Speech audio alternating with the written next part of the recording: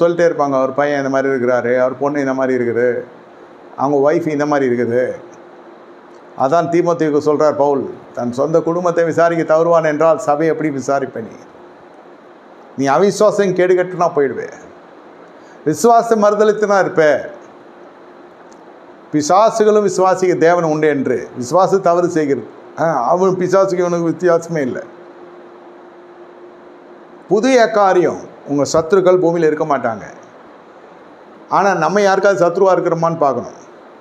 என்னை யாரும் சொல்லக்கூடாது எதுவும், ஏன்னா நான் அபிஷேகம் பண்ணப்பட்டேன். ஆனால் நான் ஒண்டி வாய் சும்மா இல்லாமல் எல்லாரை பற்றியும் தூற்றுவேன்னா அது எப்படி? அதுதான் நீ காரியம். நமக்கு பிடிக்காதவங்களாம் மண்ணு கீழே போயிட்டாங்களாம் ஜில்லுன்னு இருக்கும். எதனால் போகிறாங்க? நமக்கு விரோதமாக வராங்க போகிறாங்க. நம்ம யாருக்கா விரோதமாக போகிறோமா?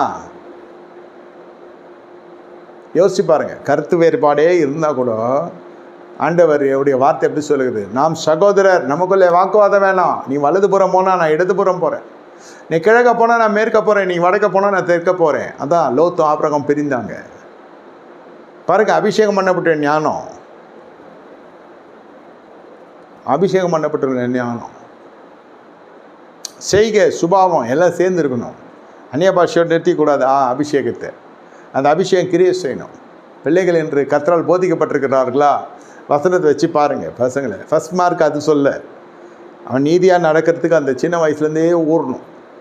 முதல்ல பிள்ளைகளுக்கு குடும்பத்து மேலே ஒரு பரிவு இருக்கணும், பற்று இருக்கணும். சிலதான் தனித்து வளரும், தோப்பில் இருக்கிற மரம் மாதிரி இருக்காது, அது சுயநலமாகவே இருக்கும்.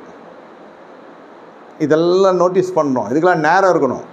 நான் ஊழியத்துக்கு போகிறேன்னு சுற்றின்னு வந்தாக்கா பிள்ளைகள் ரொம்ப தாறுமாறான ஜீவிதத்தில் காணப்பட்டு அப்புறம் ரட்சிக்கப்பட்டுருவாங்கன்ற ஒரு நம்பிக்கையில் இருப்பாங்க. ரட்சிக்கப்பட்ட கூட அவங்க குடும்பத்துக்குள்ளே இருக்க மாட்டாங்க.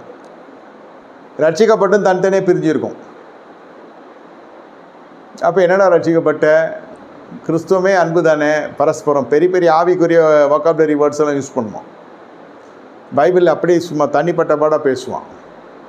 எல்லாருக்கிட்டையும் நல்ல பேரும் எடுத்துக்குவாங்க. ஆனால் குடும்பம்னு வரப்போ அதில் ஒட்டுப்பத்தோடு வாழ தெரியாது. நான் சொல்கிறது கணவன் மனைவி பிள்ளைகளோடே சொல்கிறேன். நீ அக்கா தங்கச்சி அண்ணன் தம்பி அங்கெல்லாம் சொல்ல. நான் இதுவே உங்களுக்கு மிகப்பெரிய சிலுவையாக இருக்கும். அது இல்லைன்னா ஒன்று நேரம் செலவு பண்ணுறேன்னு சொல்லிட்டு அந்த பிள்ளைங்களை போட்டு ரொம்ப சிரமப்படுத்துறது. நான் நினைக்கிறதான் அவங்க செய்யணுன்றது இதெல்லாம் தாங்காது. நீங்கள் முதல்ல பழக தெரிந்து கொள்ளுங்க. ஒரு போதகர்கிட்ட கூட சில பேர் நல்ல பேர் எடுத்துருவாங்க. குடும்பத்தாள்கிட்ட நான் சாட்சி கொள்ச்சிக்கு எடுத்துக்குவாங்க. அந்த தீர்க்கதரிசியுடைய மனைவி